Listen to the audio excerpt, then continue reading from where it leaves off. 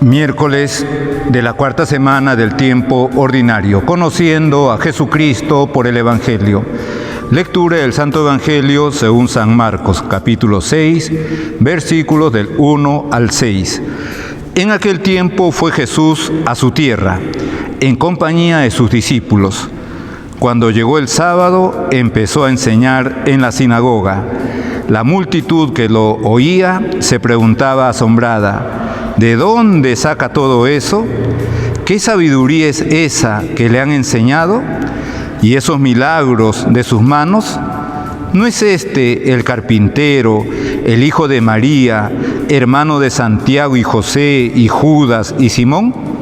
¿Y sus hermanas no viven con nosotros aquí? Y desconfiaban de él.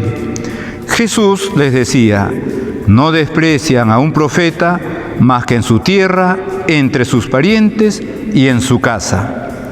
No pudo hacer allí ningún milagro, solo curó a algunos enfermos imponiéndole las manos, y se extrañó de su falta de fe. Y recorría los pueblos de alrededor enseñando. Palabra del Señor. Gloria a ti, Señor Jesús. San Marcos sigue presentándonos a nuestro Señor Jesucristo enseñando. Sigue presentándonos a las personas admirándose, asombrándose por lo que decía y por lo que hacía. Y también a la vez sigue presentándonos a nuestro Señor, como en otros casos, asombrándose por la falta de fe, en este caso de la gente de su propio pueblo, porque dice San Marcos que Jesús fue a su tierra. Nos presenta de una manera muy sencilla, muy humana, a nuestro Señor Jesucristo.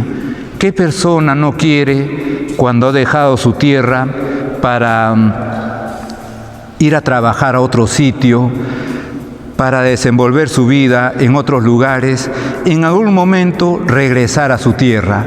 Jesucristo regresa a su tierra, regresa a Nazaret en compañía de sus discípulos, sus amigos, a aquellos que había buscado para estar con él. Y cuando llegó el sábado, y como sería su costumbre desde niño, porque así lo habrían enseñado José y María, como a los cristianos, como a los católicos, cada domingo a la Santa Misa. Cuando llegó el sábado, fue a la sinagoga y fue a enseñar, dice San Marcos. Una vez más, esa actitud de nuestro Señor, enseñar. Para esto he salido, para esto he venido, decía nuestro Señor. Y la gente, la multitud, lo oía y se preguntaba, asombrada. Una vez más el asombro. En este caso, un asombro negativo. Era gente que lo conocía a él. Si habían personas mayores que él, lo habrían visto desde pequeño. Si ya nuestro Señor tenía 30 años, alguna persona que estaban allí y que de repente tenían 40 años, 50 años, pues con una diferencia de 10 o de 20 años, lo habrían visto pues desde su nacimiento, lo habrían visto crecer, lo habrían visto como cualquier otro niño del pueblo, cualquier otro jovencito del pueblo, cualquier otra persona adulta del pueblo, quizás con 6 años, con 15 años, con 20 años, con 25 años, hasta con cerca de 30 años, y nunca lo vieron predicar de esta manera, enseñar de esta manera. Y por eso, asombrados van a decir: ¿de dónde saca todo eso? ¿Qué sabiduría es esa que le han enseñado? Y esos milagros de sus manos.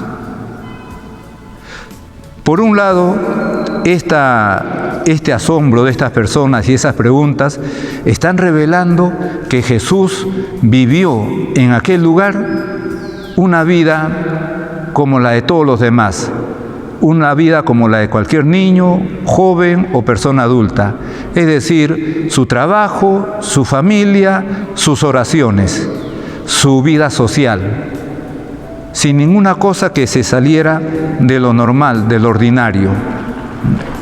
Con esto se echa por tierra tantas a veces interrogantes que se hacen, porque los evangelios no dicen nada de Jesús desde los 12 años hasta los 30, que ¿dónde estaría?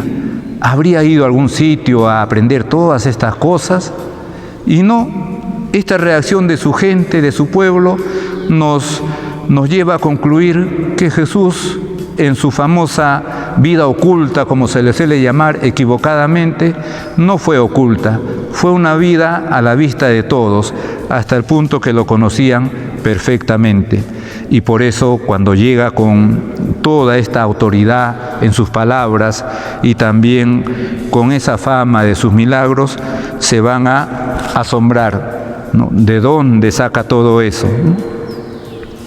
Y nuestro Señor no pudo hacer allí ningún milagro y se extrañó de su falta de fe. Ojalá, si esto lo trasladamos ahora, Jesucristo nunca se extrañe de nuestra falta de fe, porque procuramos fomentar y profundizar y crecer en nuestra fe. En otras palabras, en nuestro amor a Dios, amor a Cristo, amor a esa fe que hemos recibido, ¿no?, de Dios, y que es un regalo. La fe es un don, es un regalo, es una gracia de Dios. Nadie puede decir, yo creo porque yo me he convencido, yo mismo me he demostrado que todo eso es verdad. La fe es un don sobrenatural de Dios. La fe nos permite seguir la persona de Cristo y aceptar las verdades reveladas por Dios. Básicamente eso es la fe. A veces nos podemos quedar solamente con la mitad, aceptar las verdades reveladas por Dios. Eso es relativamente fácil, pero aceptar una persona, la persona de Cristo, con todas las exigencias que supone aceptar su persona, su vida, su ejemplo, sus enseñanzas, ya eso es más difícil. Y eso forma parte también de la fe. En primer lugar, aceptar la persona de Jesucristo y también aceptar las verdades reveladas por Dios.